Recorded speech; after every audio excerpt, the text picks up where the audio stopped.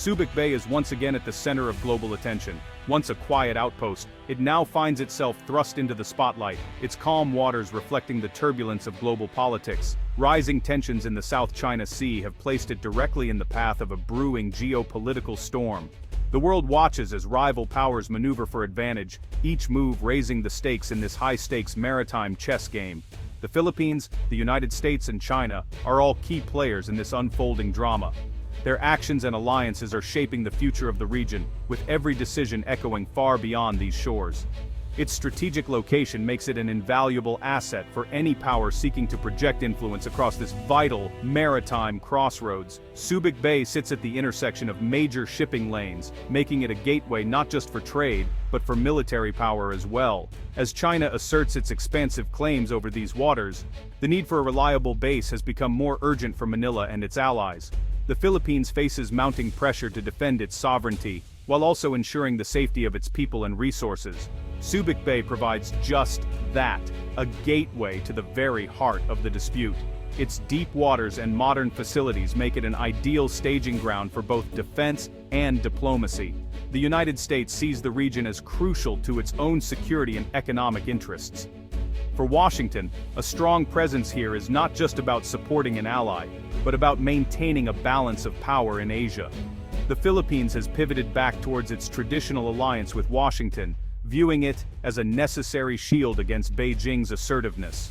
Joint military exercises and renewed agreements signal a deepening partnership, one built on shared interests and mutual concerns. Subic Bay, with its vast infrastructure and strategic position, has become the physical embodiment of this revitalized partnership.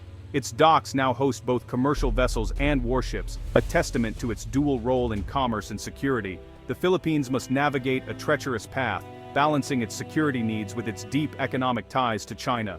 Chinese investments fuel growth, but also create dependencies that complicate Manila's choices. Every move made at Subic Bay is scrutinized by Beijing, Washington, and other regional powers. The world's eyes are fixed on this harbor, where even the smallest shift can send ripples across the globe. Subic Bay is no longer just a quiet commercial port. It has become the epicenter of a new great game. Here, the future of the region, and perhaps the world, may well be decided. To understand Subic Bay's importance today, one must look back at its storied past. For nearly a century, it was synonymous with American naval power in the Pacific. By the height of the Cold War, Subic Bay Naval Base had become the largest overseas American military installation in the world. This base was the cornerstone of the US-Philippines alliance. During the Vietnam War, Subic Bay was indispensable. The base was a symbol of American commitment to the region and a powerful deterrent to potential adversaries. For the Philippines, hosting the base provided a security guarantee, military assistance, and significant economic benefits. This alliance was formalized through the 1951 Mutual Defense Treaty. The city of Olongapo, which grew up alongside the base, was deeply intertwined with the American presence. Despite tensions, the strategic logic of the alliance held firm for decades. Subic Bay remained the most powerful symbol of the US-Philippine partnership. For decades, the American presence at Subic Bay seemed like a permanent fixture in the Philippines, a symbol of US military might and a cornerstone of the alliance between the two nations. But this era came to a dramatic and unexpected end in the early 1990s, as the once bustling base began to empty out, its buildings and docks falling silent. In June 1991, the catastrophic eruption of Mount Pinatubo blanketed Subic Bay Naval Base and the nearby Clark Air Base in thick volcanic ash, causing widespread destruction and chaos. The eruption was one of the most powerful of the 20th century, forcing thousands to evacuate and leaving the bases in ruins. This natural disaster struck at a pivotal moment in Philippine politics, as the nation was already grappling with questions about sovereignty and the future of foreign military bases on its soil. A rising tide of nationalism was sweeping across the country. Many Filipinos, emboldened by a renewed sense of identity, demanded an end to the foreign military presence that had shaped their history for generations. Despite intense diplomatic negotiations and pressure from both sides, the anti-bases sentiment among the public and lawmakers ultimately prevailed. On September 16, 1991, in a historic and emotional session, the Philippine Senate voted to reject the proposed treaty that would have extended the American lease on Subic Bay. signaling a decisive break from the past. For the United States, the cost of rebuilding the devastated ash-covered bases, combined with the political rejection, proved insurmountable. The strategic calculus had changed, and the era of American bases in the Philippines was drawing to a close. The decision was made to withdraw completely, ending nearly a century of continuous military presence. In November 1992, the last American sailors boarded their ships and departed, while the United States flag was lowered over Subic Bay for the final time, a poignant moment witnessed by many with mixed emotions. The closure had immediate and profound effects. Thousands of Filipino workers lost their jobs overnight, and the local economy of Olongapo City, once thriving thanks to the base, faced the threat of collapse and uncertainty. The withdrawal marked the end of an era, severing a military link that had defined the US-Philippine relationship for nearly a century, and leaving both nations to redefine their partnership in a rapidly changing world. The future of Subic Bay, and indeed the security and direction of the Philippines itself, was now an open question, one that would shape the region for years to come. In the wake of the American departure, the Philippines faced a monumental challenge: what to do with the vast and now empty Subic Bay base. Under visionary leadership, a remarkable transformation began. The goal was to convert the former military bastion into a thriving commercial hub. The Philippine Congress passed the Bases Conversion and Development Act, creating the Subic Bay Metropolitan Authority. The former naval base was designated as the Subic Bay Freeport Zone. Companies from around the world set up manufacturing plants, logistics operations, and service industries. Subic Bay quickly became a model for successful military base conversion. The port became one of the busiest in the Philippines, handling container cargo, raw materials, and finished goods. A thriving tourism industry also emerged, capitalizing on the bay's natural beauty. The Freeport zone generated tens of thousands of jobs, replacing the economic activity once provided by the United States base. Subic Bay had found a new and vibrant purpose in a post-Cold War world. The peaceful commerce-focused era at Subic Bay began to face a new and growing challenge. China's increasing assertiveness in the South China Sea started to change the regional security landscape dramatically. Beijing laid claim to nearly the entire sea, delineated by its controversial 9-dash line. For the Philippines, this aggressive posture was felt most acutely. Chinese Coast Guard and maritime militia vessels began to routinely harass Filipino fishermen. This escalating pressure forced a major rethink in Manila. The strategic location of Subic Bay, once valued for trade, was now viewed again through a military lens. The quiet hum of commerce was being joined by the murmurings of war drums.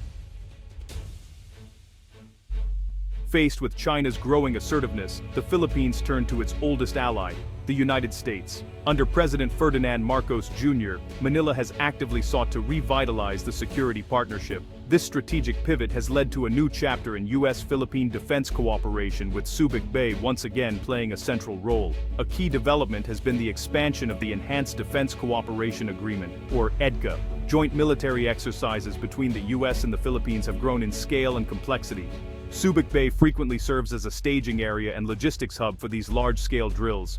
The return of a significant, albeit non-permanent, American military presence to the Subic Bay area marks a full-circle moment in the history of this vital harbor.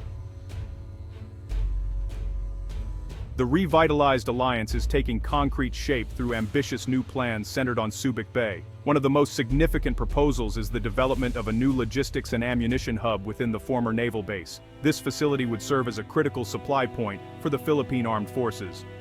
By having essential resources pre-positioned at Subic, the Philippines can significantly reduce its response time in a crisis. The plan has broader implications for regional security. The development of a logistics hub at Subic Bay thus represents a critical test of Manila's resolve.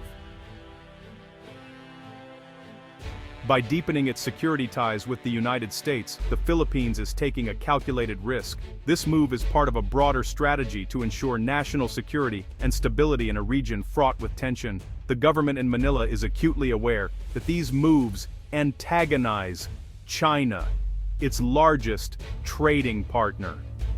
The economic relationship with China is crucial, providing significant trade benefits and investment opportunities. On one hand, it needs the security umbrella provided by the US alliance. This partnership offers military support and strategic advantages in the face of regional threats. On the other hand, it can't afford to completely alienate Beijing. Maintaining a cordial relationship with China is essential for economic growth and regional cooperation. President Marcos Jr. has repeatedly stated that his foreign policy is a friend to all and an enemy to none. This approach aims to balance competing interests and foster peaceful coexistence. Philippine officials are actively seeking Chinese investments in infrastructure and promoting trade. These initiatives are vital for the country's development and economic resilience. The risk for the Philippines is that it could get caught in the middle of a direct confrontation between the US and China. Such a scenario could have severe implications for regional stability and national security. However, the prevailing view within the current administration is that the risk of inaction is even greater. Failing to address these challenges could undermine the country's sovereignty and strategic interests.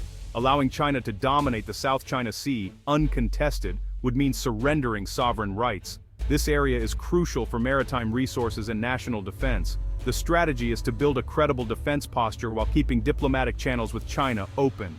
This dual approach seeks to deter aggression while fostering dialogue. Subic Bay is the physical manifestation of this complex strategy.